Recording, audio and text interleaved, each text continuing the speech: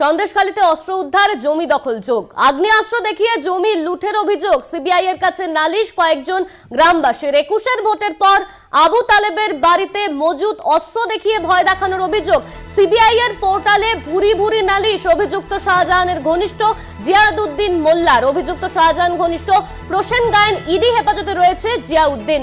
CBI এর কাছে নালিশ করেছেন গ্রামবাসীরা। এই নিয়ে আমরা বিস্তারিত জানবো। আমাদের সঙ্গে ছিলেন আমাদের প্রতিনিধি সঞ্জিত চক্রবর্তী। সঞ্জিত, সিবিআই এর কাছে নালিশ করেছে গ্রামবাসীরা, তাদের ভয় দেখানো হতো, বেশ কিছু এরকম নালিশ তারা জানিয়েছেন, ঠিক কি বলবে এই নিয়ে? দেখো, সন্দেশখালী সরবেরিয়া আগাড়ি গ্রাম পঞ্চায়েতের যে সুন্দরীখালী ও লাউখালী যে বিস্তীর্ণ এলাকায় যে মেচোগেরি রয়েছে, একদিকে চাষের জমি অন্যদিকে মেচোগেরি, 2021-এর নির্বাচনের ক্ষমতায় আসার পরে শাসক দলের বিশেষ করে ওই পঞ্চায়েতের প্রধান জিয়াউদ্দিন মোল্লা এবং পাশাপাশি পঞ্চায়েত সদস্য প্রসেন গায়েন তার বিরুদ্ধে নির্দিষ্টভাবে অভিযোগ করেছেন ওই গ্রামের মানুষ, বিশেষ করে চঞ্চল গায়েন, প্রতিভা গায়েন, সুরজিৎ গায়েন সহ একাধিক গ্রামবাসীরা। তারা অভিযোগ করেছেন যে আগ্নেয়াস্ত্র দেখিয়ে তাদেরকে জমি কেড়ে নেওয়া হয়েছে এবং একদিকে তাদের চাষের জমি কেড়ে নেওয়া হয়েছে, অন্যদিকে নোনা জল ঢুকিয়ে দেওয়া হয়েছে। এমনকি তাদের দীর্ঘদিন অর্থাৎ বাপ ঠাকুরদাদের যেসব সম্পত্তি, পুরনো সম্পত্তি, তাদের বিভিন্ন নামে তাদের জমির চরিত্র বদল করে একের পর এক কেড়ে নিয়ে তাদের বেশি টাকায় বিক্রি করা হয়েছে, অর্থাৎ লক্ষ লক্ষ টাকায় বিক্রি করে অন্য মালিকানা দেওয়া হয়েছে। এই গুরুতর অভিযোগ করেছে সিবিআই এর যে পোর্টাল, সেই পোর্টালে ভুরি ভুরি অভিযোগের ভিত্তিতে কিন্তু তারা তদন্ত শুরু করেছে, এমনটা মনে করছে।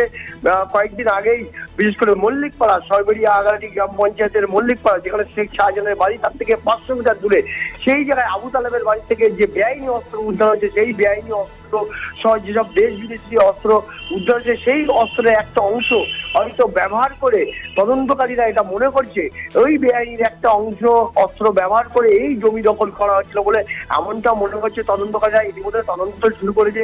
তুমি জানো, ইতিমধ্যে এনএসজির কাছে কিছু অত্যাধুনিক অস্ত্র পৌঁছে গেছে, তারা পরীক্ষা করছে। বেশ কিছু অস্ত্র ইতিমধ্যে সিবিআই আধিকারিকরা বসিরহাট মহকুমা আদালতকে বিচারককে দেখিয়েছে কি কি উদ্ধার হয়েছে সব। এছাড়া অন্যান্য নথিপত্র, পাশাপাশি গ্রামবাসীদের অভিযোগ, দীর্ঘ সময় যারা প্রতিবাদ করলে তাদের একদিকে রাতের অন্ধকারে এই অস্ত্র দেখিয়ে তাদেরকে জমি দখল করা হয়েছে, অর্থাৎ আগ্নেয় অস্ত্র দেখিয়ে জমি লুটের অভিযোগ রয়েছে শাসক দলের নেতার বিরুদ্ধে।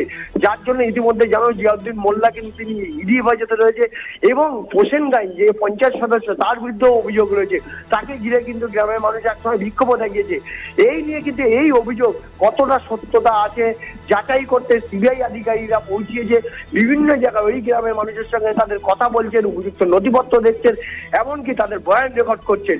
পাশাপাশি এই অভিযোগের ভিত্তিতে ইতিমধ্যে তুমি জানো, সিবিআই যে পোর্টাল, সেই পোর্টালে ভুরি ভুরি অভিযোগ নালিশ করেছে গ্রামবাসীরা।